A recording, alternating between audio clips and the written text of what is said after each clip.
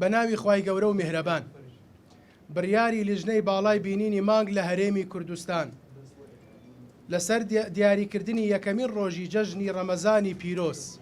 بۆ ساڵی 1441 کۆچی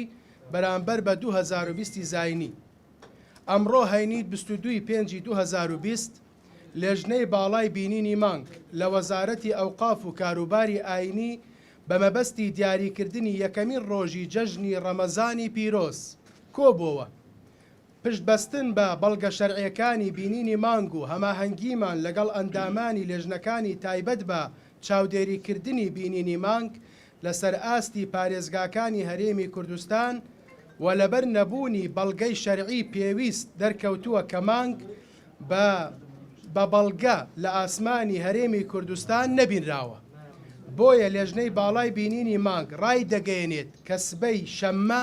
23/5/2020 تەواوکەری مانگی ڕەمەزانە و ڕۆژی یەکشەممە